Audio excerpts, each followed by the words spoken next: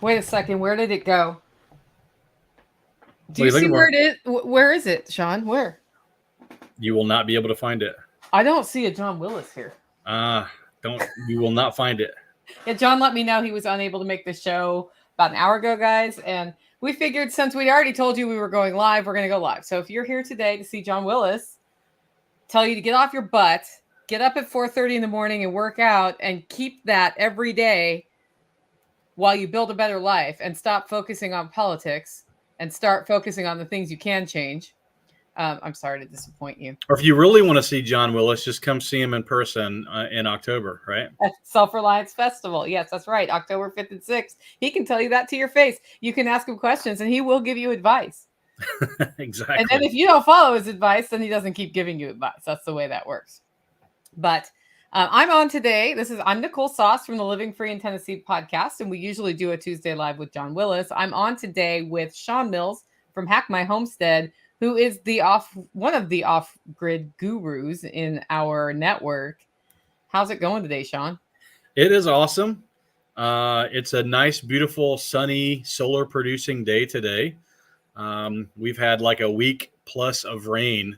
So I think yesterday was the last rain, which is great. I'm getting ready to put an in-ground natural pool in the front yard, and my excavator's coming tomorrow. So I'm getting the best of both worlds. The ground's going to be a little bit soft while I'm paying the guy by the hour to dig a big hole, and then it's not going to rain for like the next week. So theoretically, by like the end of next week, I could have everything done. So I'm excited about that. Wait, you can have an off-grid homestead and have a pool and run Yeah. your pool and the pumps and the filters and all that? Yeah, the filter is essentially going to be a gravel sand filter. So all I have to do is move water through it. And we're actually going to use air to create negative pressure in the pipes to pull water through the filter media down into the pipes.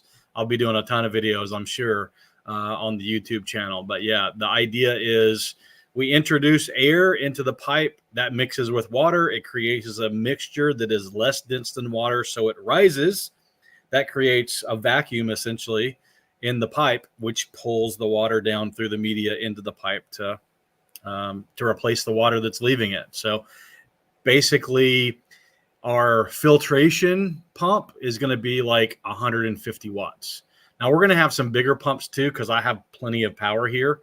We'll have some bigger pumps for like jets and circulation and stuff like that. I'm probably going to put a skimmer in, but in terms of the filtration, yeah, it doesn't need a whole ton of power, and it's going to be 15 to 20,000 gallons, something like that. Well, guys, I brought Shawn on today because I thought it was time to talk off-grid stuff for those of you who are interested in that. So he can talk about solar, water treatment, water collection. He even has a really cool new project called the Prepper PC. And he's from Hack My Homestead. He just wrote some stuff in the comments there. If you have specific things you want to know about, this is your chance to get a question in. Do put the word question or something in all caps so I can see it.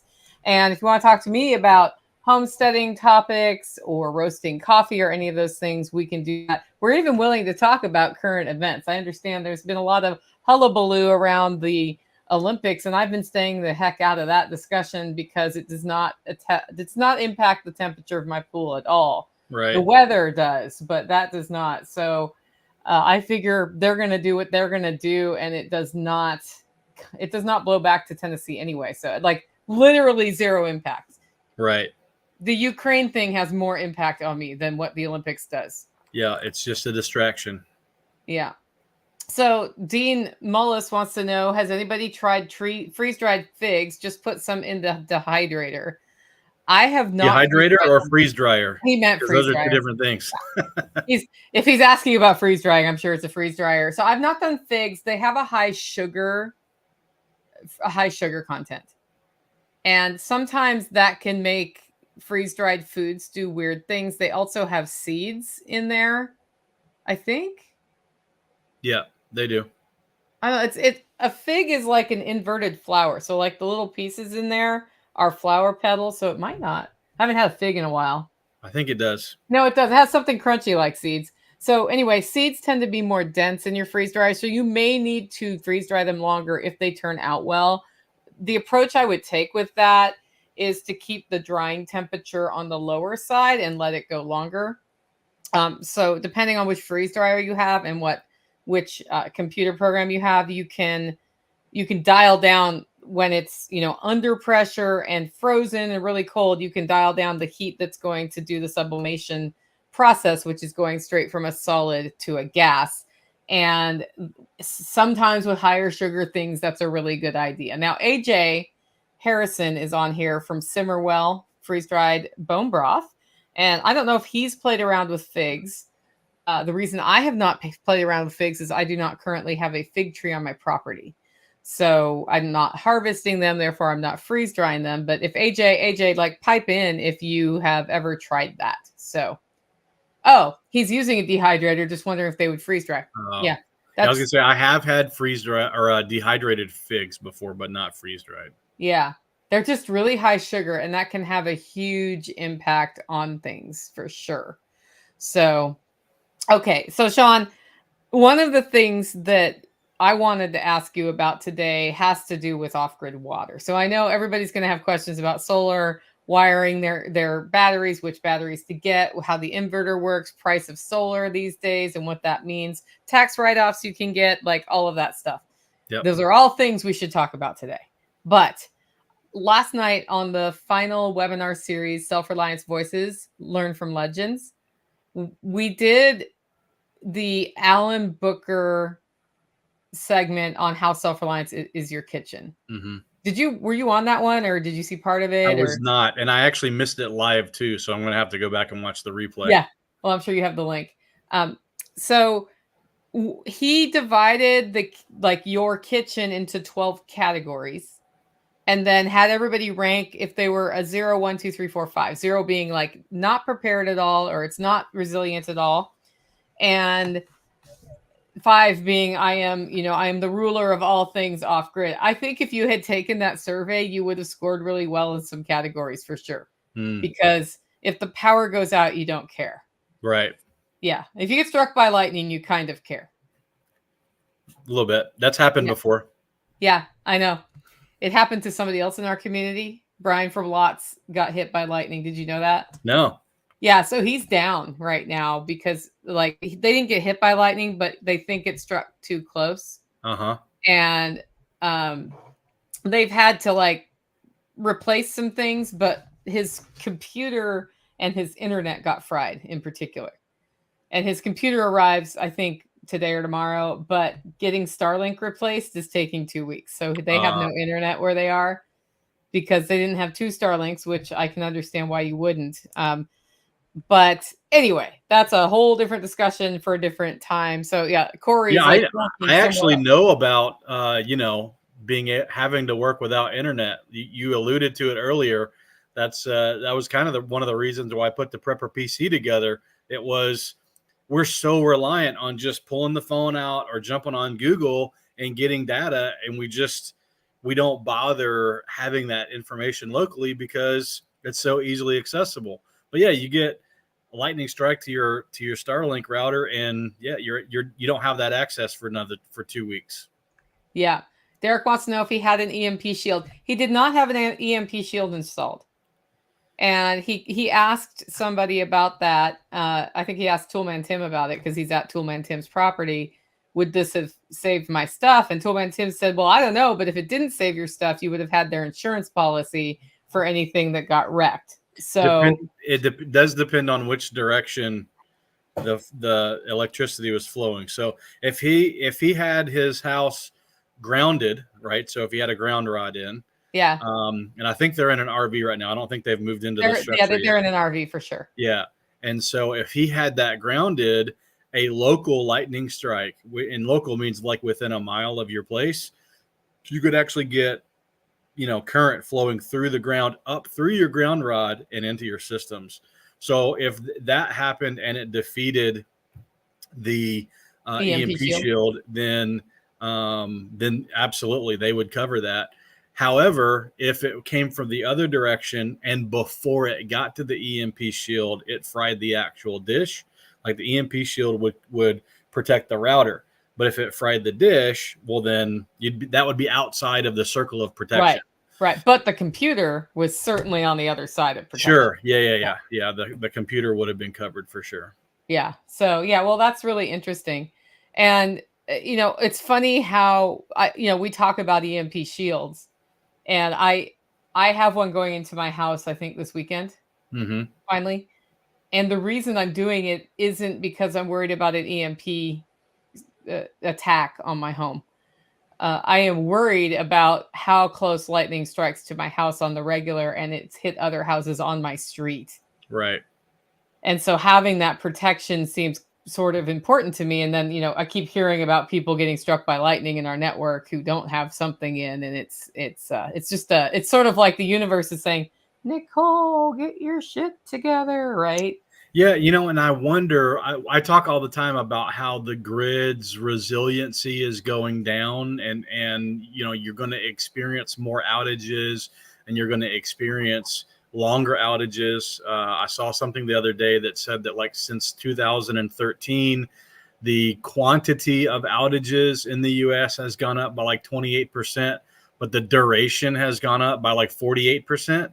Yeah. So an hour-long, outage or a day-long outage 10 years ago is now an hour and a half or a day and a half. And so I almost wonder if there's not some correlation between that and the frequency of lightning strikes. Now, the other side of that could be it's heating up, right? Without getting into any conspiracy theories about why it's getting hotter. It is. And so there's a possibility that you're just going to have more lightning with storms because you've got the, things that create lightning when you get a thunderstorm that comes through in a hot afternoon. Like, that's just going to be part of it. So I wonder if those things aren't connected. Yeah. So AJ says Missoula just came off 4 days of power outage after a tree storm. So he had, we heard about whole, he spent days with a chainsaw dealing with his yard after that. Well, and you had when Hurricane Beryl went through, so CenterPoint Energy, which is one of the co-ops in the Houston area, their people were out of power for 2 weeks, and it wasn't like the whole area was out of power like after Harvey. It was just this one provider. Their systems were down, and they had already said, hey, we're not ready for another big storm. Can we increase our rates, which will help us pay for some improvements? And the regulator said, no, you can't. So it's one of those things where it's like, we thank the regulators because they keep our prices from going up too high. But sometimes we get something like this where CenterPoint says, hey, I need to make some infrastructure improvements and I don't have the cash to do it. I'd like to take some of that expense and take it down to the ratepayers. The regulators say no. And then the ratepayers end up not having power, because those improvements weren't done.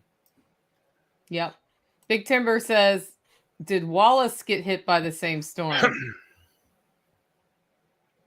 I don't know who Wallace is. Is Wallace a place, or did he mean Willis, like John Willis? Oh, I'm not sure. I'm not sure either. I'm gonna do that thing. I'm assuming he meant Willis. And if that's the case, no, John just was unable to make the live stream today, and we found out about an hour and a half before. So we decided, since we'd promised we're going live, we're going to go live to talk about off-grid things with y'all. So Jenny Hill wants to know, are all electronics protected by installing an EMP shield?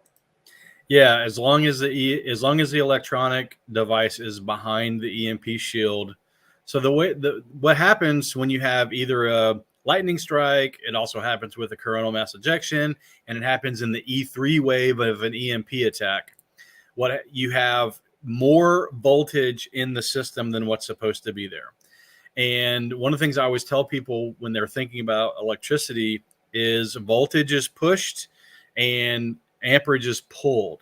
Okay, so if you connect something to a power source whose voltage is too high, that voltage will flow from, it's kind of like water pressure, okay? You can measure voltage when it's not moving. You can measure water pressure when the water's not moving.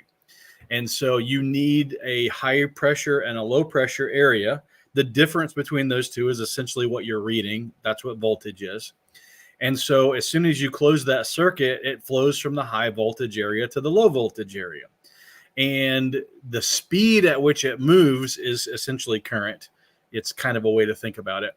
But if you have a power line outside your house that has 100,000 volts running through it because of whatever type of event, and it's coming over to your house, and all your appliances in your house are rated for 240 or 120 volts, what happens is, again, that high voltage just pushes its way through into your device, and it just starts, we call it letting the magic smoke out. Like the magic smoke leaves, and then your device won't turn back on anymore.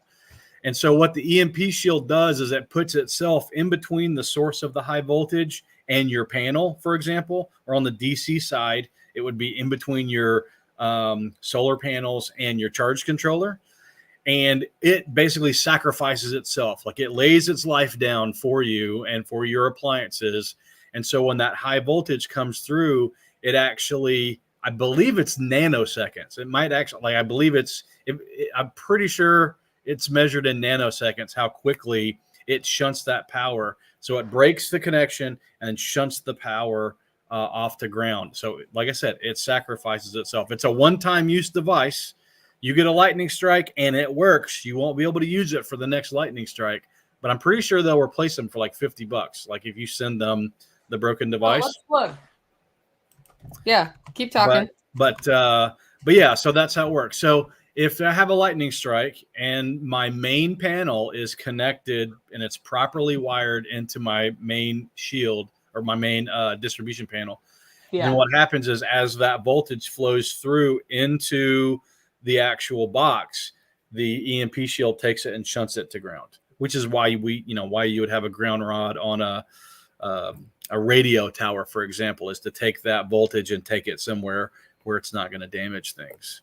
Yeah, so I love it. I hate it when I smell magic smoke, but don't know where it's coming from. But yeah, so it is $50 to replace it. It's got a 10-year limited lifetime warranty backed by a $25,000 insurance policy. I didn't actually mean for this to be a sales episode for EMP Shield, but here we are. People ask. And a $50 lifetime replacement, which is pretty awesome. And I know that at the factory, they have like this wall of fame of like all the devices that have been fried by things and kept people's stuff from being fried. They're proud of it when they get one. So, you mail it in, they get to put it on the wall of fame, and they have that as a resource to show people why you want to have it. I know all of us have coupon codes for EMP Shield, but if you want to get one, guys, you'll get $50 off if you go to empshield.com. And I think the coupon code we should use is SRF, because any commission we get from that goes to help the festival. And this seems like an appropriate place to use that particular coupon code. And I know you have one, I have one, John Willis has one. So if you guys want to benefit any of us, I'm sure John Willis is his SOE, and I don't know, what's yours, Hack My Solar or something? HMHS. MHMSH, I'm LFTN, but use SOE. That's what it is. Hey, Alabama said, is that $50 every time it happens? In the event that the EMP shield works and destroys itself to save your house, yes. You send it in, you get a new one. I suspect the $25,000 lifetime insurance policy is the 10-year limit, though.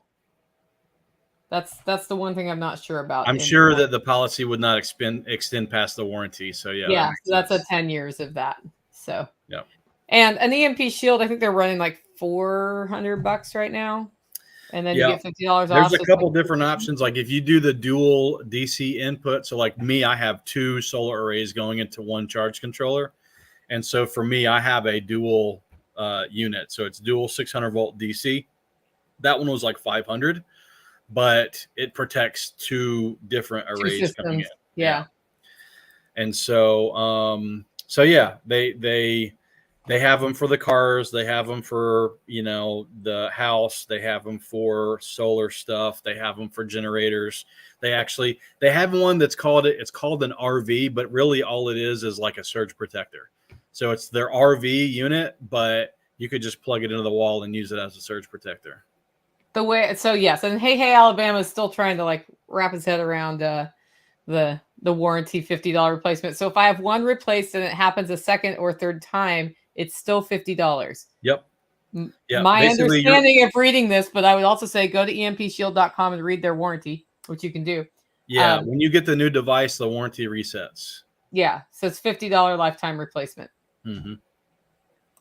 And that's, I mean, they stand by their product for sure. I think it's the best device for that this kind of protection on the market that I can find. Mm-hmm.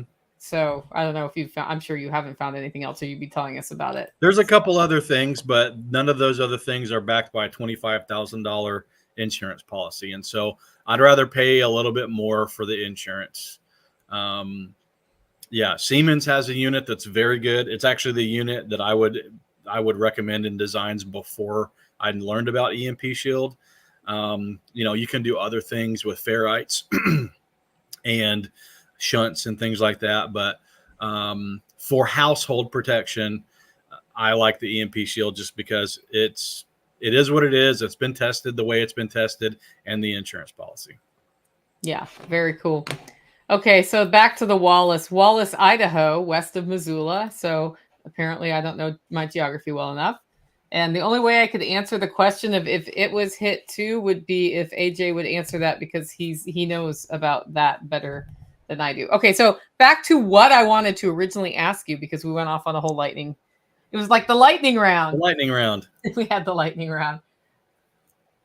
One of the areas in the self-reliant kitchen was water. And he talked about, are you drinking your water out of plastic, which I totally am. Like you get hit for that because he considers plastic a toxin, and I agree, but I still drink water out of it by choice.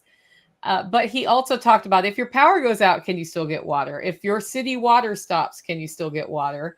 So tell us some of the things you've done at your place to get water, because you didn't have the luxury of running a pipe down to the road and just hooking into city water. Yeah, so we've got a couple different systems here. Our primary system is a rainwater collection system. So we have about a 900 square foot roof that's a carport. We collect all the rainwater from that and put it into a 1,500 gallon tank. We allow that tank to settle. And so what happens when, anytime you have rainfall, obviously the rain's going to pick stuff up. There's going to be stuff on your roof that's going to make it into your tank. We have a couple different filtration systems before the tank, but there's always going to be some stuff that gets in there. So if you let it settle, what happens is that the things that are heavier than water settle to the bottom. The things that are lighter than water float to the top. And then about 4 inches up from the bottom of the tank is where we actually pull water, and that goes into an IBC tote. And the IBC tote, we used to have two of them, but there wasn't really any reason to have two of them. So we just took one out, and I used that in my aquaponics system. But the IBC tote is essentially where the water gets pumped into the house. And so from there, I have just a regular small, like shallow well pump. It is connected to an air bladder pressure tank. And then the rest of the plumbing in the house is just like a standard house. We've got a couple sediment filters, and we also have a Berkey water filter. So anything that any drinking water or like water that we put through the soda stream is going through the Berkey first. And we also have a deep well. So we've got a well. My pump sits about 280 feet below grade, which is actually below the low water mark of the Tennessee River, which is 3 miles away from me. So theoretically, that should never go dry. And in the event that we have a drought, I can use my off-grid systems to pump water into my settling tank, and then the rest of the system works normally. My little small pump that I use to pressurize the house, that'll work off of a 1,000-watt generator. So I have like 4 generators, and any of them, including the smallest one, will actually run that pump. As a matter of fact, I can even take a little small 12-volt battery and hook an old 2,000-watt inverter to it, and that'll run that pump. So even if my main house system is down, I can still pressurize the water in the house. Now, in addition to that, we don't have running water on our property, but we have running water on the easement for the property. So if I drive down to the bottom of my driveway, I can actually get, it's essentially runoff, right? It's a little small creek in a residential area. So, that water is probably my dirtiest option that I have. But if I had to get water, I've got that option. I am 3 miles from the Tennessee River, so I've got that option. And as I mentioned at the beginning, we're getting ready to put in another, 15 to 20,000 gallon water storage tank in the form of a natural swimming pool in the front yard. And that'll actually collect all the rainwater off the house, which we used to use the rainwater for the house in the house. Now we use the rainwater off of the carport for the house. So we've got all this excess water during a rainstorm that's going to end up in the pond. Yeah, and then you have another on-site storage for water, which is kind of nice. Yeah, and one of the things, I obviously it's more for recreation than anything else, but it's not lost on me that those pumps that are going to be in there for recirculating have high enough flow rates where I could use them to put a house fire out if I needed to. Oh, and that's nice. Yeah.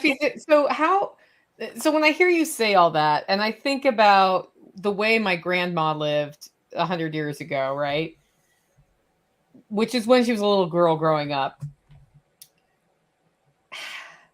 How many things that you've put in place do you think already existed conceptually back then? Like, how much do you go back and look at how people handled water in the past and then put that into what you're doing now with sort of we have new tools in a modern environment? Sure. Well, the biggest one is just collecting the water that falls free out of the sky and then storing it in a place. Right. So I've been to some of the state parks here in Tennessee that have old homestead sites on them, and you'll find like a brick lined cistern in the ground.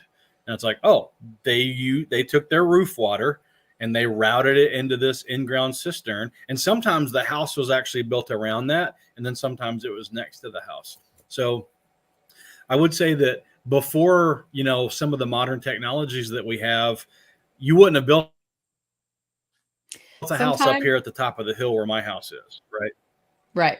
Did you lose me for a sec? Just for a second, not long enough. I didn't get a chance to explain people that sometimes you Yeah, I'm off grid on Starlink. Like, we're all the way off grid. There's no wires up here at all, guys. So occasionally I will drop out when there's a Starlink thing. But yeah, so the rainwater catching and harvesting it and keeping it local right there next to where we're going to use it. That's the biggest thing. I've walked around my property and I know where the seasonal creeks are.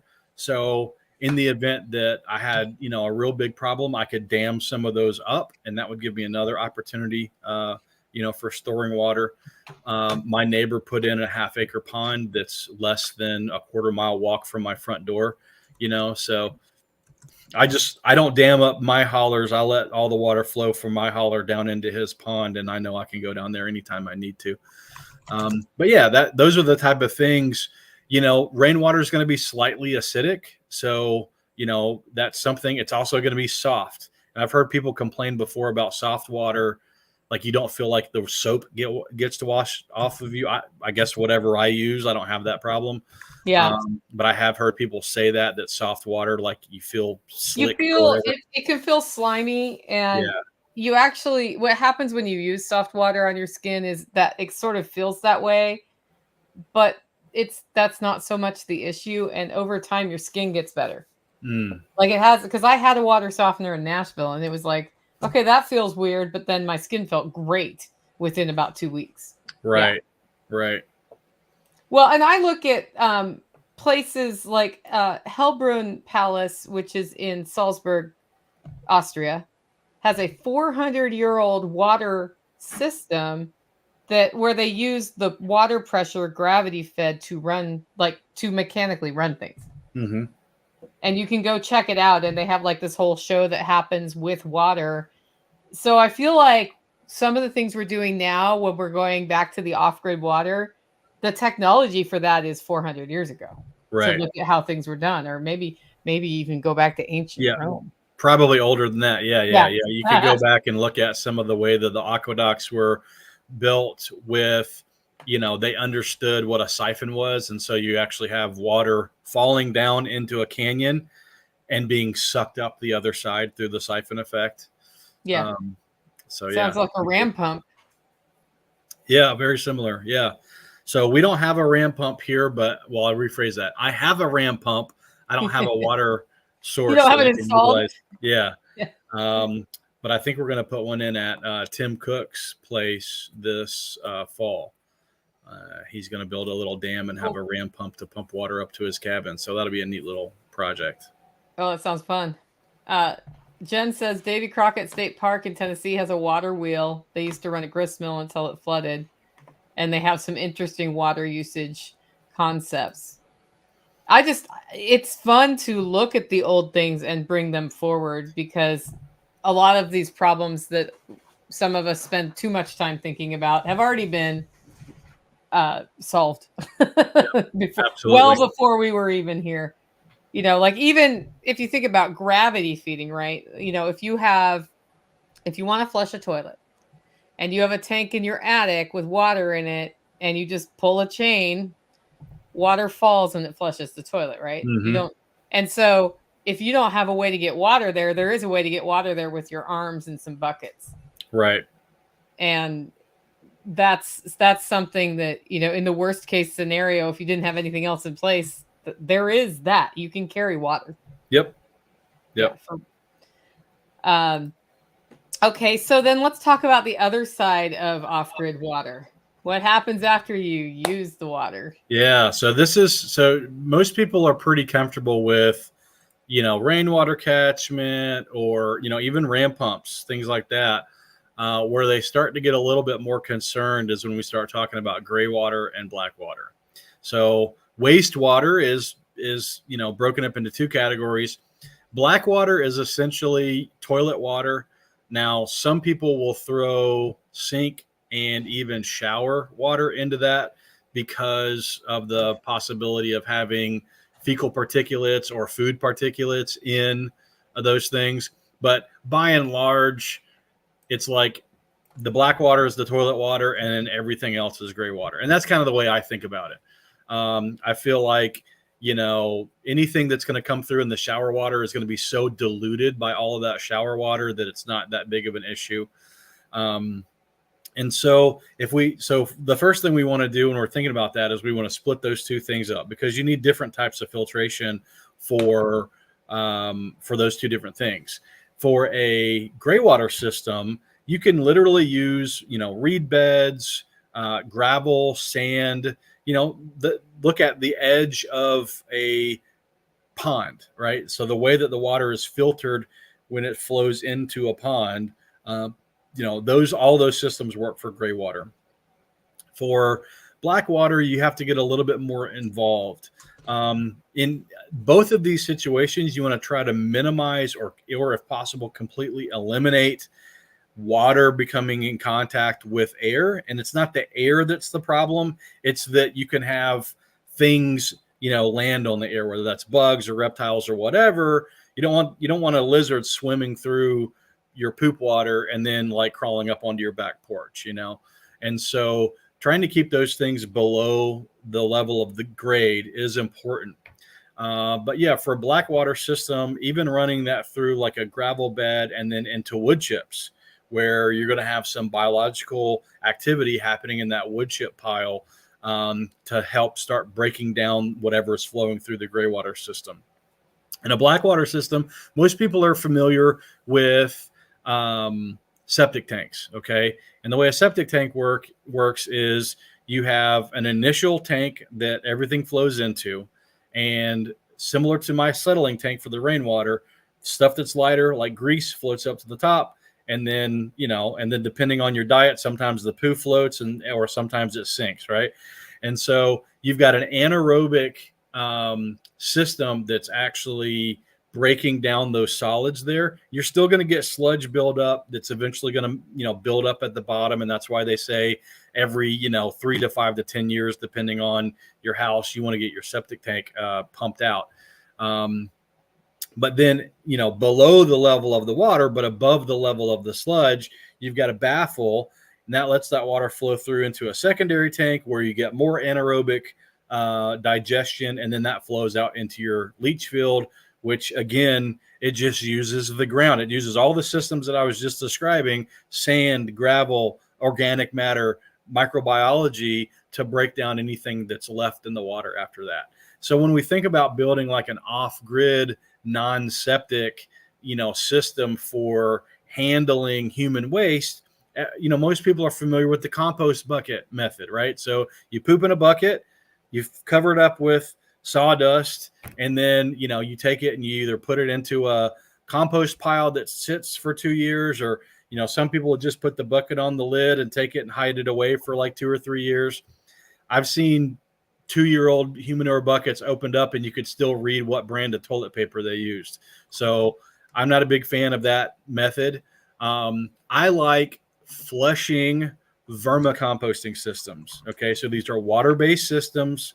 You have the water to move the solids into, the place that you want them to be, but you build essentially a dewatering tank that allows the water to flow through different levels of media and then flow out the bottom. Again, not to open air. It's flowing into a pit that's filled with wood chips and other things like that. But what happens there is you actually have the composting worms that will come up and eat, and it's a specific breed or a couple breeds of earthworms, but they will come up and they will eat the poo and the paper. You get some of that ammonia from the urine that'll actually tie up in the wood chips. And then you've also got a gravel layer at the bottom, which will eventually be colonized with nitrifying bacteria. So you have the nitrogen cycle is literally happening right there in the tank. And what we normally do with systems is we'll plant comfrey along the outer edges of what we call the green filter, which is where the effluent goes when it exits the tank. Because comfrey is a great indicator of low nitrogen. So you plant your comfrey and it's going to go gangbusters at first while the biology in the tank is starting to work. And then when your comfrey starts turning yellow, you're like, oh, okay. All the nitrogen is now getting bound up in the system. Okay. So that's kind of how you construct one of those. You go gravel, wood chips, and then you build like a lattice work of twigs, which prevents the poo and the paper from, clumping up and becoming anaerobic. The worms do their work. The other microbes do their work. And then typically what you do is you have 2 of those bins set up. So you'll use one for like 4 months. Then you'll just rotate your sewer pipe over into the second one and let the worms work in bin A for 4 months. And when you come back 4 months later, before you move the pipe back over, you can actually go in and harvest the worm castings. They'll be right at the top layer of the wood chips. Then you can see, do I need to add any twigs or do I need to add any wood chips? Typically in a system like that that's getting rotated once every 4 months, every 2 years, you're going to have to add wood chips. And outside of that, as long as the system is healthy and you're not putting anything in there that's not supposed to go in there, it's pretty much a sustaining system. Now, the water flowing through the system is important because you want to keep the proper, moisture levels for the worms, and the drain prevents it from becoming too moist in there. But if you don't have enough water flowing through that system, then what can happen is you'll end up with black soldier fly larvae that'll move in and they'll do the same job. It just smells way worse when they're doing it. Yeah. Yeah. So, you and I have talked about putting a vermicomposting system in here for my outdoor event toilets just because it's easier than everybody doing the bucket method. And the challenge there is we get all the poop at one time. Yep. And then we don't get any poop or any use really. So right. Yeah, it'd be like taking a tractor trailer load of grain and dumping it in a field next to your cows once a year and then wondering why your cows starve to death. Yeah. Yeah. So I'm not sure that's the right solution, but I do love the idea of that. Hey, Hardway Alaska says, on Earth ships, they use the gray water in the garden. Do they filter it before it goes there? I don't know what they do, but what would you do? Yeah, well, I'll answer the question first. So yeah, and I learned a lot about gray water management from looking at what Earthship construction was doing, what was working, what wasn't. You have a lot of people that will show you the system, but they won't show you about the 8 times that it failed before they actually got it to work properly. And so luckily I was actually able to work with some people on a solar deal who were Earthshippers, and I was able to kind of pick their brain on gray water management. So yeah, what happens is they absolutely filter the water. What happens if they've got sink water going in with it, then what they will normally do is they'll have a grease trap. That'll be the first place the water goes. And realistically, the construction is just like the first container in a septic tank. Okay, you've got a solid separator. Essentially, solids go to the bottom, floaties float, and then about halfway up, a lot of times you'll have like a 90-degree PVC, so that as the water level rises, it goes out without allowing the grease to go out. Okay, and so that's like the first thing, and then they'll go in. And again, how often they have to clean the grease trap just depends on their diet and like what they're doing with their stuff. But they'll go in and they'll take that grease out, and they'll get tossed right into their standard compost pile. And they'll let the composting pile handle that. But yeah, from there, it almost always goes into a gravel bed that's planted with reeds. The reeds are specific to, realistically, the amount of sunlight they're getting in that area, because you've got reeds that'll grow in the shade, reeds that'll grow in full sun, and everything in between.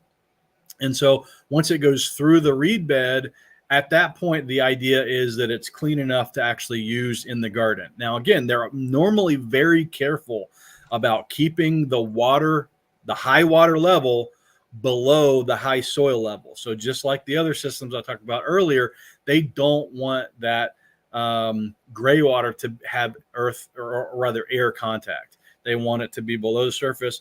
Now, that's not to say you don't want oxygen. You want oxygen in the system. One of the things that I was told is that oxygen will what's that process that oxygen does? Oxidize? Yeah, that's it. So it will actually oxidize a lot of the additives that are in things like your detergents. And so that it helps those break down faster. And so a good root system, that's one of the things that reeds do, is they'll kind of pump that oxygen down into the muck, so to speak. And so what that does is it helps oxidize those additives. Then you have the nitrogen cycle that's happening, and then boom, you go right into watering your garden. I was thinking a vermicomposting like system could be used here if we integrate the buckets with it. So you can store the buckets and then over time add them rather than add them all at once. It would be a manual moisture process that you'd have to manage. Yeah. But as long as you did that, then that would work. Yeah. Yeah. Well, I mean, the way we're handling, so another way to handle waste, which is not waste water, is a composting toilet system, right?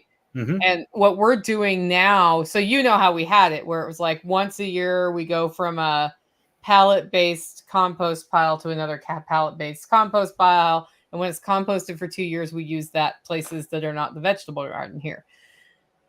What we have going now, and I got this from a guy I talked to who does it in Idaho, is a plastic blue barrel, food grade, right? One of those. Yep. With the bottom cut out is in my orchard. And It has up the middle a pipe for some aeration, and we're just putting it straight in that barrel. And we leave the top off so it can get rainwater. I would consider capping it if I needed to keep the moisture in there, but you know how the rain cycle's been here, right? Yeah. It's not been a drying out problem. And that has been the lowest smell solution for us ever at this point. And I think maybe for the spring workshop, we'll need a couple of those set up with lids so that we can cap them, because part of it is that we empty a bucket maybe once a week, sometimes twice a week out of the outhouses with the hip campers that come here. And that's working great. And what you can do is once you've decided that barrel's full is you just let it go. Same thing for 2 years. And then you pick up the barrel and the compost is where you want it. Like it's right there by the trees that it needs to fertilize. So yeah. Trees are what most people will do with the effluent coming off the back end of both a gray water and a black water system.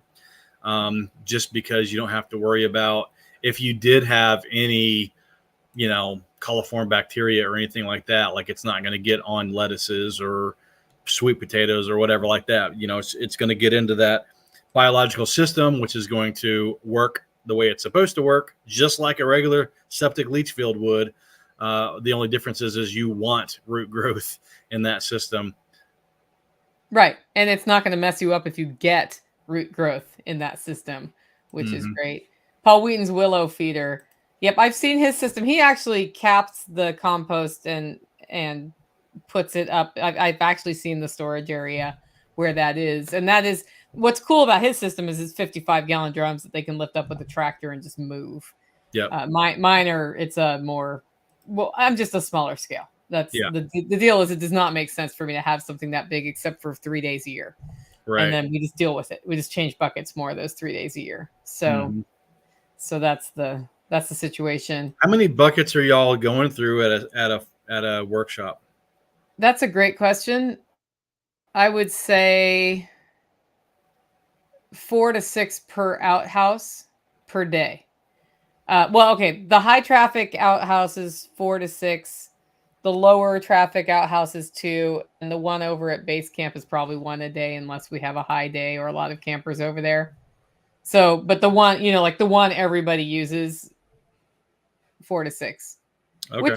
Which is not terrible. It takes almost no time to deal with it. And by next workshop, I'll have more of those. I'll have different setups for the compost, so it won't be like walk all the way across the property with the bucket in your hand sort of thing. And the other thing you do is we'll cap them and not dump them. Yeah. And then dump them when everybody's gone, just because it's faster and easier.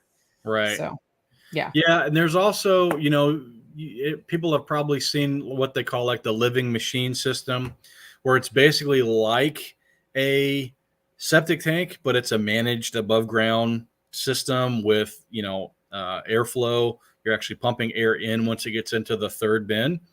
And so that's something that you could build out of 55-gallon drums. You could build it out of IBC totes. And so that might be another option for your workshop, is a system that just comes out during the workshop and it works for, a minute, 2 weeks, right? During the workshop and a couple weeks after, and then goes away. Oh, so you're saying I need to buy a skid steer? I mean, you're I not got wrong. a small one. I love it. Yeah. Mine it only has like a 38-inch wide bucket on it. I was totally going to see if you wanted to go in on one and we just have trade it back and forth. But then I realized you already had one. So, yeah, it's a little baby, but it does the job. It does what I need it to do. Yeah. Well, I really could use forks around here for sure. So I've been keeping my eye out for a skid steer among many other cool and expensive things I would like to have on site. So for people who are required to put septic in Tennessee, even if they have a composting toilet and they need to do that thing and they're probably going to use it, I don't know what the codes are for putting a grease trap in on your septic system in Tennessee, but I would say if you're not allowed to on residential, set it up so you can after your inspection, because the grease problem, the biggest struggle we've ever had here with my septic system is the grease problem. And there's a whole thing that happens in my kitchen where it's like wipe all the grease out of everything before you even wash it, with a paper towel and all of that, because the grease buildup is the thing that you have to get pumped. And then the septic pumpers are super unhappy about the grease, even though it happens in everybody's residential system. Yeah. And it's just nasty. Yeah. They don't if you have a gray water system, that does divert most of the grease potential out of there. Yeah. So when we're going to redo our gray water system this fall. I've found a spot where I can procure cattails. And so I'm going to do a system right underneath my back porch. But we will actually have the one line that's coming from the kitchen sink will go through a pre-filter before it goes into the rest of it, just for that reason, so that I can essentially capture the grease. And then I can also have a spot where I've got a faster composting cycle that's happening, and which allows me to harvest that compost out faster. Because with like the reed beds, you might go in once every 2 years and dig all your silt out and redistribute that on your property, which is great. But for the kitchen sink, it'll have a pre-filter system that'll work a little bit faster. And it'll be a little bit more hands-on, but I think it will make the rest of the system healthier. Yeah, and you've gotten used to the off-grid life where you realize there's a little bit every day of maintenance that has to be done versus set it and forget it, which is what people have gotten used to with all of the utilities. But then when the utilities go down, then they're screwed. Right. It's like you can do all your work when that utility is down, or you can, check out I listened to your segment the other day about making sure all your connections are still connected on your solar system, which is something I didn't know. And I have the camper, and I was like, oh, I need to do that in the camper 100%, especially after the last 2 trips where it was like, boom, on the road. Right. So that's a good tip. You probably told somebody, not me, to do that. I definitely did. Yes. So I have to remind not me to do that. Yep. So, okay. So we've got a couple questions here. Let's start with the well pump one. John Hendricks says, I have a 1 horsepower, 230 volt well pump. I was gifted a Samsung 250 watt solar panel. Can I get an inverter and batteries to power the well pump for a short time during power outages? You could. You'd be better off with a generator. So that pump is probably going to draw 1,800 to 2,000 watts when it kicks on. And here we go. The NSA does not want you to know the answer to Shawn's question, so they've caused his internet to pause for just a minute while he's answering this question, which means he's going to get to answer it a second time. Big Timber says, check out the system. SB2 is gravelless leach bed pipe system for septic tanks made by Advanced Drainage Systems. Yep. Okay. Hey, Shawn, you get to answer that question a whole second time because the NSA cut out on you. Yeah, so. They thought, my FBI agent thought he was going to keep me quiet, but he's wrong. Yeah, you're going to tell him that the generator is the answer. So go back to the so that pump's going to draw probably between 1,800 to 2,200 watts when you kick it on. So you're going to have an inverter that's capable of taking that surge, which means you're going to have batteries that are capable of taking that surge. A single 250 watt panel would be enough to charge that system up over time, so that when you needed it for a day or two in an outage, it would work. But you're so limited then with that little bitty small system. If you have a generator, that's what I would use. If you don't have it, let me rephrase that. If you don't have a generator, get that, because they're so, as long as you maintain them, they're easy. The amount of gas, the amount of storage energy in a gallon of gas versus the amount of stored energy in an 80-pound battery, it's amazing how much more energy is in the gas. All right. So that's what I would say first. If you really want to have an off-grid solution to that, then you could use solar with a charge controller, a battery, an inverter. You're just going to want to make sure that you know what that pump draws on kick on, and that you've got a surge capacity to handle that. And I'll tell you right now, the smaller the inverter, the more lies are told about their surge capacity. I've got an inverter that's rated for 3,000 watts, and they say that it'll take up to 6,000. If I put 4,000 on it, it doesn't work. And I've tested that because I've put it on a bigger inverter, so I know exactly the number of watts it actually takes to make it run. So, it's just one of those, under perfect conditions, and when it's -3 degrees outside, it'll work. Under all other conditions, you need a bigger inverter. But yeah, that's probably the easiest thing in terms of dipping your toe in, is getting the well pump or so I did a GSD weekend at a friend's house last weekend where we put in a $5,000 solar battery inverter backup system literally to run their pump, because when the power goes out, they don't have water. Yeah, and that's great. What he did at my house was suggest that I pump my 79 feet of what is that, lateral distance? Vertical. Yeah, vertical. Listen, I'm using the wrong word. So vertical distance from where my spring comes out of the ground and where I actually need the water to a storage tank that's above my home. Mm-hmm. And then gravity feed to my house and add a little pump at the house to pressurize the system. And that makes me more resilient in a power outage. And also, but we have solar now running the pump so that the power outage isn't the issue, but it's a heavy lift to go up that hill. And if we have power outage and are 100% reliant on the solar system for that and the other things it does, paired with the last 5 days of not a lot of sun, having some gravity fed is actually quite nice. Mm-hmm. Because I don't have to use a lot of water if I know we're heading into that cycle. Right. So, it's the way you look at peeling off the grid is different than most people who are just thinking, how do I get my water from way down the hill to way up the hill? Yeah. And you're thinking, how do I make it so we get it up the hill, but also how is it more resilient once it's up the hill so that there's not as much weakness in the fact that it takes quite a punch to get it up that distance. I think it's like 73 feet we had to get it up. Yeah. Yeah. Yeah, because like at my house, even if all of my electricity is out, if I've got water in my rain barrel, I can go open up a ball valve and I can get water. Yeah. Before I had that, when I was on the well only, if I didn't have power, I didn't have water. So yeah, that's definitely, and every place is going to have its own little small things, but anywhere that you can get water up to grade close to your house where you don't have to haul it by hand. Because that's the other thing. If your well pump goes out, Nicole, like you've got to walk down the hill to get water, like you don't have.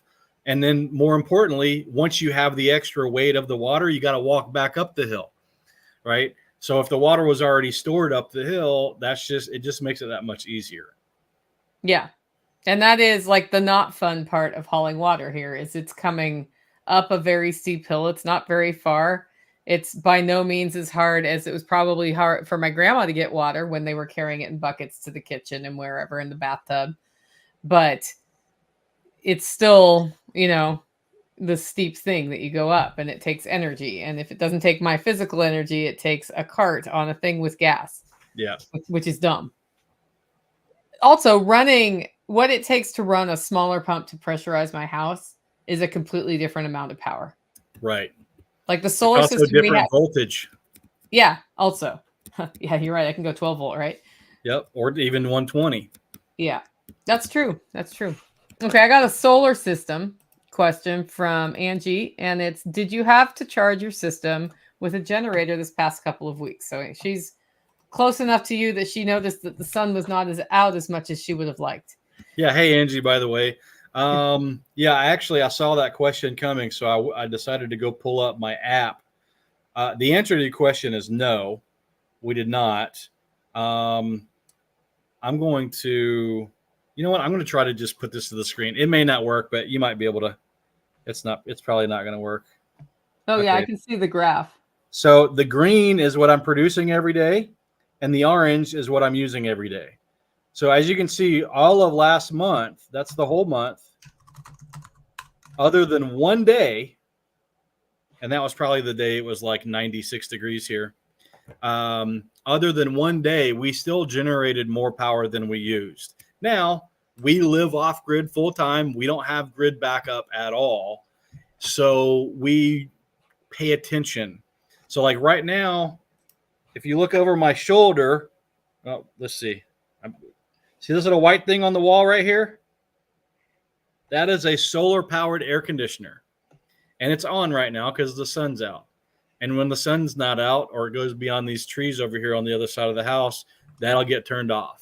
But what that does is it helps get the humidity out, and it helps knock the temperature down and make it more comfortable in the house. Because like my house right now inside is 77 degrees. Most people are like, oh my God, I couldn't have a 77-degree house. But if I go outside for 5 minutes and come back in, I'm like, oh man, it feels so great in here, So normally in the summer, our household, we use about 17 to maybe 20 kilowatt hours a day. And our system is going to generate in the neighborhood of 24 to 26 a day. When we get those muggy, cloudy days like we've had for the last week, that's the worst possible scenario, because we still want to run the AC to make it comfortable in the house, but we don't have that regeneration. And so essentially what happens then is we'll run the air conditioners in the bedrooms for like an hour or two before bedtime, and then we'll switch to fans in the bedrooms. And so once you get the humidity out and you're used to living off grid and you get, moving air on you, it's not a problem. The only time of year that we actually have to look at running generators is January, because those are the shortest days. December and January are the shortest days, but for whatever reason, we get more cloud cover in January here than we do in December. So December, we're still typically okay. January, like this past January, we had to run the generator like 3 days in January. We have not charged the solar system or the batteries with the generator since January. What would you do if you couldn't get gas? And couldn't get gas? And would you just like suffer through January? Yeah. Yeah. I mean, we would probably, so it's like, there's like peaks and valleys, right? And so if I couldn't get gas, I would probably make a lot more ice on sunny, cold days. And I wouldn't have 2 freezers running. I would have more stuff on ice. Or I would can more of my meat. So we used to can all of our meat. Like I would grind up a deer and we would pressure can the deer because I didn't need refrigeration. Like right now I have a refrigerator and a chest freezer and a stand-up freezer that are on year round. And so I would probably peel those 2 freezers off the system. The big one outside for sure. But maybe the other one as well, in the event that I had that going on. And then the other thing that we could do to load manage was, we have washed our clothes by hand and dry and hung dry them here. I prefer using the washer dryer combo that we have, but that would be something we could peel off the battery bank system if we needed to. Because the reality is the only thing that we need the electricity for in the winter is keeping food cold and moving water. We use it for lighting and we use it for entertainment and stuff like that, but we don't have to have it for those things. And so we know the things that we could peel off the system if we needed to. Like right now, my Starlink stays connected 24/7. I wouldn't have to do that. I could unplug the router and then I could plug it back in when I needed it. Outside of January, we just don't have the problem. We have so much more production than we need. That's not a problem. And that wasn't always the case there, right? Yeah, for sure. We did increase both our battery and our solar. We increased the battery bank last year and we increased the solar generation this year. Actually, the same panels that you have at your place, I have here. We put 7 of them in on a ground mount where our carport is now. Like we knew it was going to go there, so I cleared the area. I built a temporary ground mount, put those panels in. So we had 7 of them going. And then, back in, I guess it was late December / early January, I put 8 more panels up there and basically doubled the size of our solar system. Yeah, that's great. Okay, we're kind of coming close to the end of the show here. And I did want to, the one thing we haven't brought up is cost of solar and batteries and all of that stuff. Because you keep your eye on the market pretty carefully. And a lot of people will say like, man, that battery's expensive, but solar panels are dirt cheap. So talk about that a little bit. And is there a scenario where it makes sense to have panels only? Because I know here, if I had a second battery in my system, we'd be way more resilient.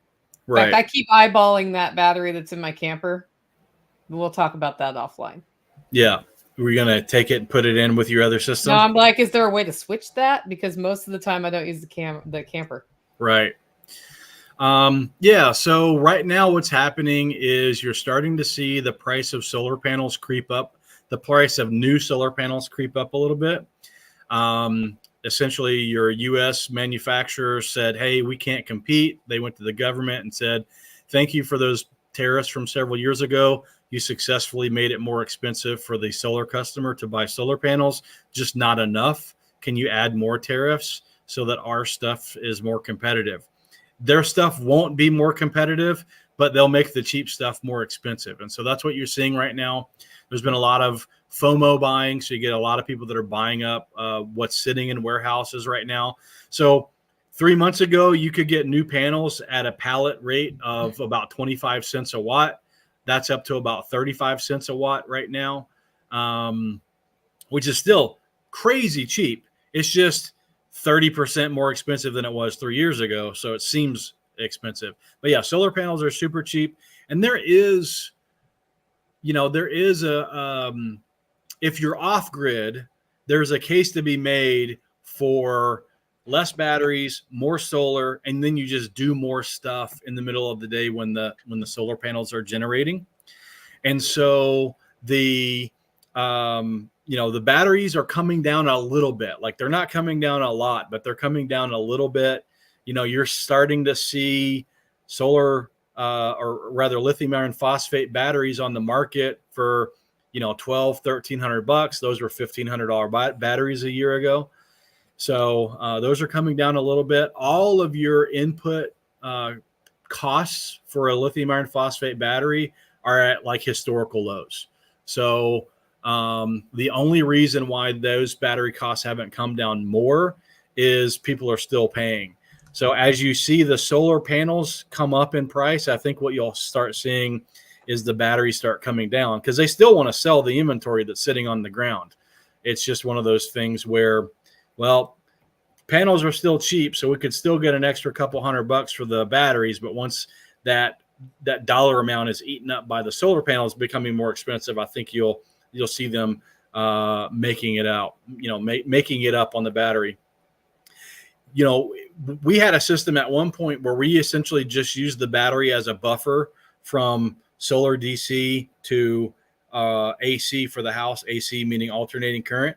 And the batteries wouldn't even hold a charge, but they would buffer the two things so that we could actually use it during the day. And then we would just, not have power at night. We used, oil lanterns like this. Oh, over here. There it is. It's kind of weird. There it is right there. Oil lanterns and stuff like that. Inverters, I'm not seeing a ton of price adjustment. I'm just seeing better inverters for the same price. So, a 2,000 inverter 6 years ago versus a $2,000 inverter now, what does significantly more.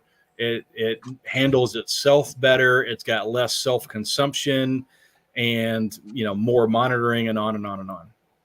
Yeah, I just looked it up. The battery I bought for the April build is $100 cheaper right now. Yeah.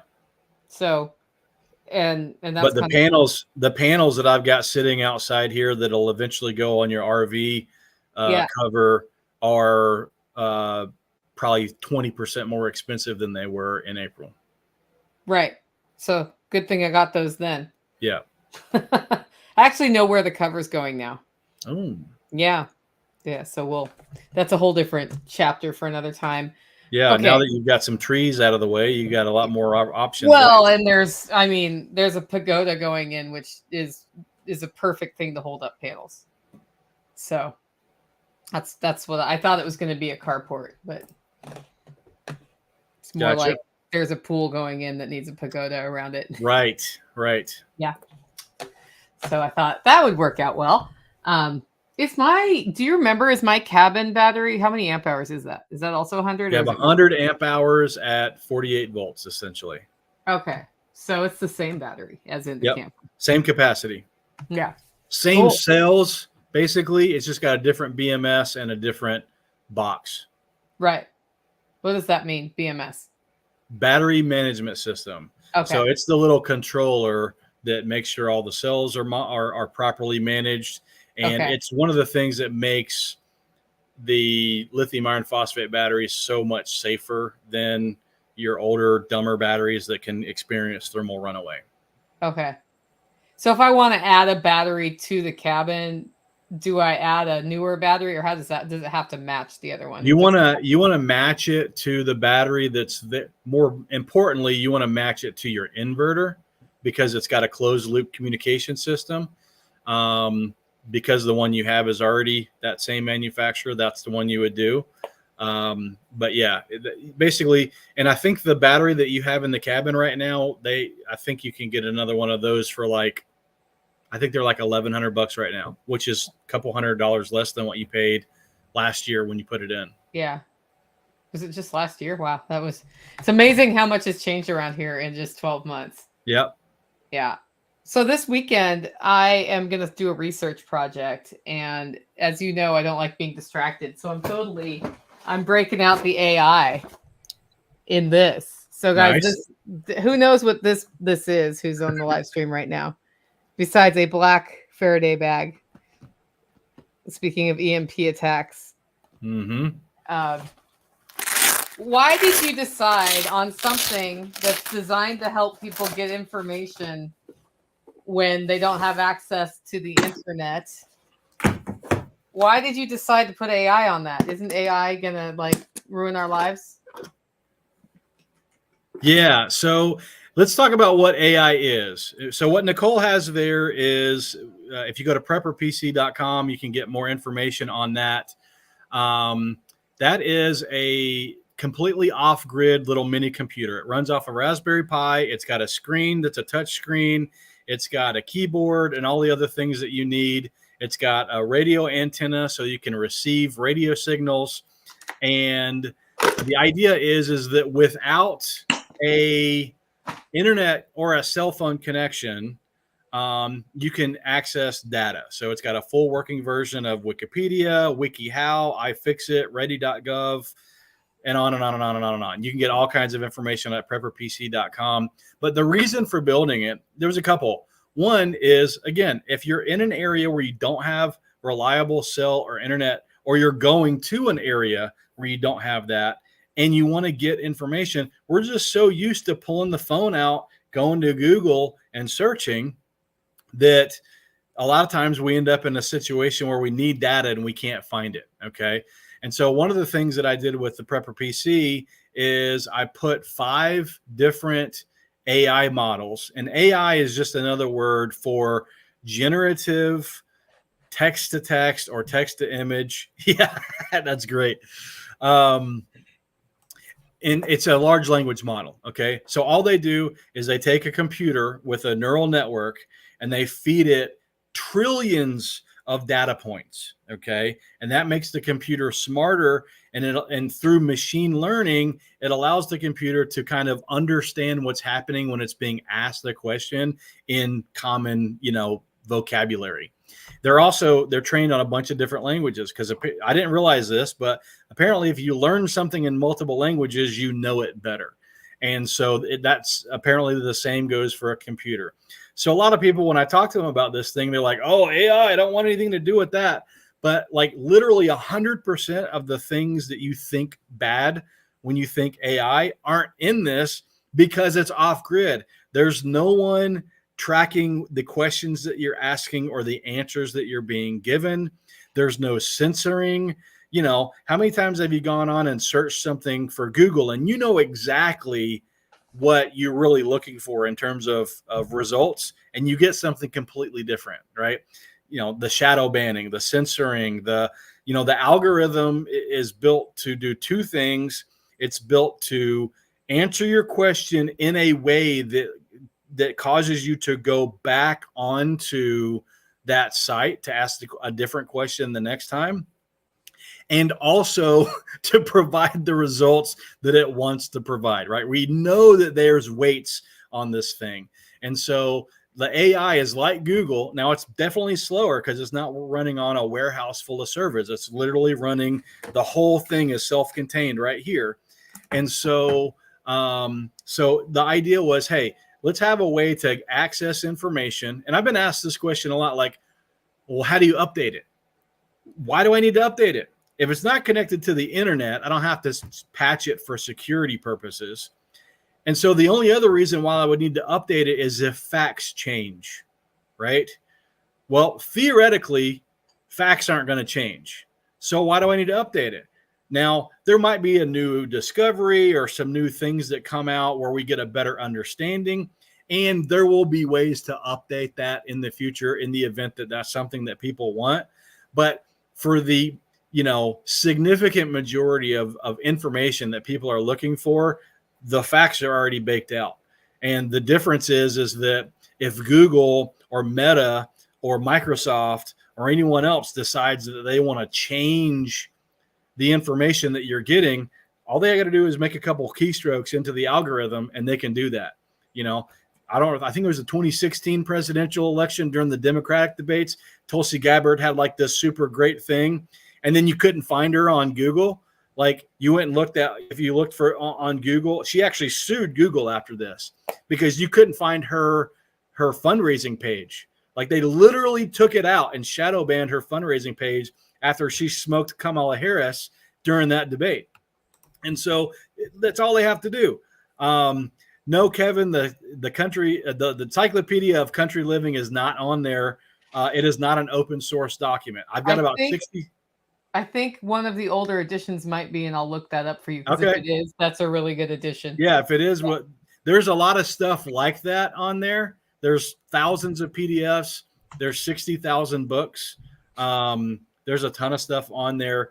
But while it's possible that there might be something on there that's copyrighted, I tried not to. Yeah. It was your best effort. Well, I know it's in the Google books, and I thought the Google books were. I'll make a note of that, because if it is, all the new ones that ship out will have it. Yeah. I don't know. We'll have to see. But there was a point where you could download it for free, a digital copy through the Google Books thing. And so this thing also comes with about 60 gigs of open space on the drive. And so if you had things like that or other ebooks that you had already ripped on a drive, you could definitely copy them on there. It ships in an EMP bag in a waterproof, crush-proof Pelican case. And so the idea there is that it's all self-contained, and in the event of some sort of EMP-like or CME-like event, all of that data is protected. It's all there, it's ready, and it's readily accessible. No, that's very cool. I looked up a bunch of different, because I was thinking, like, what am I going to call this thing, right? So I ended up calling it the BASE, which stands for Basic Assistant for Survival and Education. But I really wanted to name it after, like, HAL or whatever they called the computer from the time machine that the guy ran into it. So I really wanted to, like, do one of those, but those are all copyrighted. I looked it up. I reached out to our network. So. Yeah. Question. So is it exchanging Google censorship for censorship? Yeah, no, there's no censorship other than what isn't in there. So, like the Encyclopedia of Country Living, which would be a perfect addition. But I feel like we're in the early 90s for publishing dates, so we are not out of copyright yet on that, because It's 50 years, isn't it? I'm not sure. Yeah, I think it's 50 years. So yeah, it's not part of the public domain at this point, but it is in the Google library. But this thing's not locked down at all. So you could absolutely, if you had information like that you wanted to stick on there and protect, it'd be very, very easy. There's 2 USB 3.0 ports on the front of it and an SD card on it. So or micro SD. Yeah. Well, I really enjoyed the demo you gave me on Saturday of that, and I have not cracked it because I was focusing on the Self-Reliance Voices webinars, but I'm like, now I get to crack it this weekend and start seeing how it works, just as far as that concentration thing. People want to know how much it is. So it's $1,000 on the website. If you can get to a place where I'm going to be in person, I sell it for $850, but $1,000 covers sales tax and shipping to anywhere in the United States. prepperpc.com is the main website. I also have a Shopify store set up for it, which is prepperpc.store.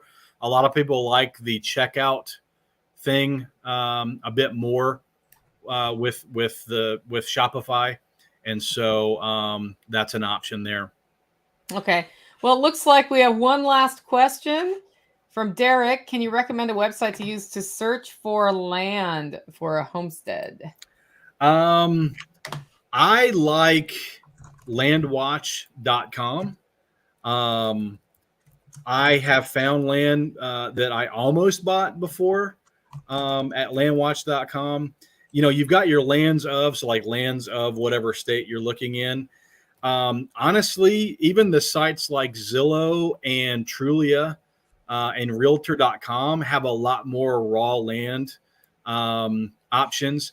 And Facebook Marketplace is another great option because a lot of times land that won't qualify for a conventional loan, like that's the only option that the people have. Like they can't put it on the MLS. And so a lot of times they'll do so. If you can go into the area that you're looking for and draw like a 50-mile radius around it, go to Facebook Marketplace and look up land for sale. A lot of times you'll find that. I've got a resource. Give me a second to try to recall. Here's one on Facebook. It's a group called Homestead Properties for Sale by Owner. That's a good one. And they've that's not, of course, the best. So I've seen some fairly decent posts. I will say that pricing wise, sometimes it's really good prices, and sometimes they know what they have and they're trying to get their orchard price as part of it or whatever. So I've been kind of haunting that, even though I don't want to move, because I've seen some. I feel like I could move to West Virginia and get some pretty good deals, but then I'd have to move to West Virginia, which is a problem. Right. But they have them from all over, West Coast, East Coast, Northeast. Like you'll just see them. 41 acres, 2 houses, now $600,000, right? Which is a lot of money. But if you get 2 families in, that's $300,000 a piece. And you start getting into, this is what an actual house costs anyway. Mm-hmm. So, and then other times you'll see land for like $20,000 done. Yeah. 35 acres, all sorts of cool stuff. Okay, go ahead. What do you want to share? I was just going to see if I can get this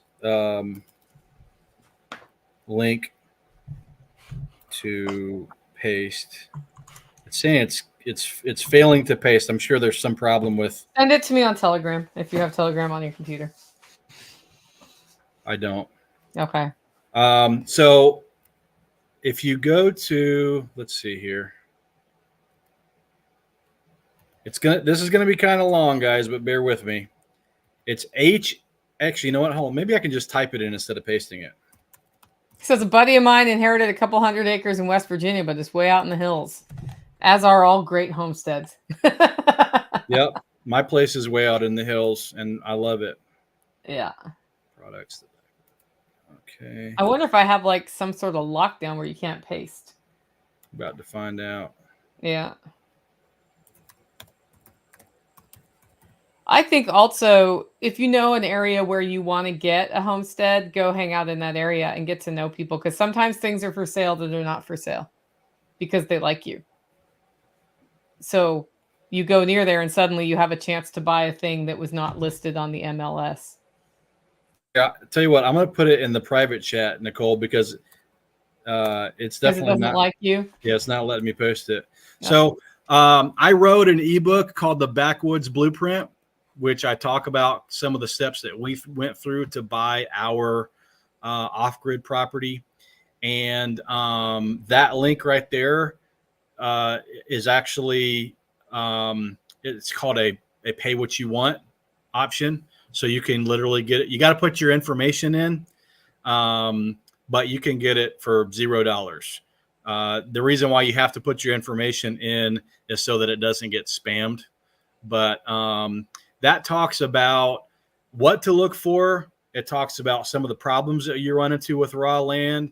It'll talk about, how to go about going out and meeting neighbors in the area. It talks about how to remotely inspect the property if it's like across the country and you can't get there. So like, for example, I bought some land in West Texas without going and looking at it, but I knew exactly what it was going to look like when I went there.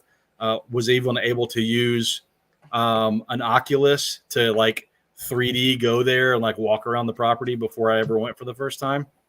But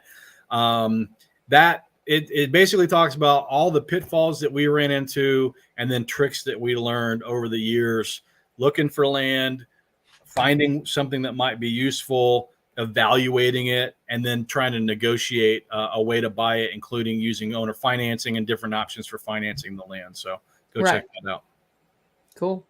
All right. Well, let's just close out today. Tell us how people can connect with you and say whatever you want to say, and then I'll bring it home. Yeah, so I do off-grid primarily solar and water design systems. So that's what my job is.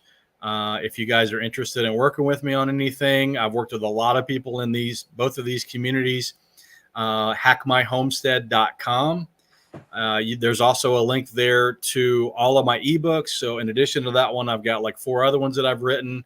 I did a movie on solar water pumping last year, and all of the testing results and the white paper that I published is available to buy. And I also have a link to Prepper PC on that there. So everything, all of my stuff's at hackmyhomestead.com. Every now and again, I'll post a YouTube video or a podcast, and you can find all that stuff. Just search for Hack My Homestead. Great. And I'm Nicole Sauce from the Living Free in Tennessee podcast. I do 3 shows a week. If you want to check that out, go to livingfreeintennessee.com. And if you want to get the freshest roasted coffee, that's pretty freaking fantastic. I also roast and ship coffee at Holler Roast. But if you want to keep having discussions like this in person, the best thing you can do right now is get your early bird tickets to Self-Reliance Festival. They're available for $50, which is an all-time low price for the tickets, through the midnight on August 1st at selfreliancefestival.com. If you go to selfreliancefestival.com, you can see a lot of the sessions that we're doing. There's a really good mix of homesteading, preparedness, building your business, and live demos like making butter, of all things. Like, we have all sorts of cool stuff there. It's a great time. We have wonderful vendors. Check it out. Selfreliancefestival.com, and we will see you guys there.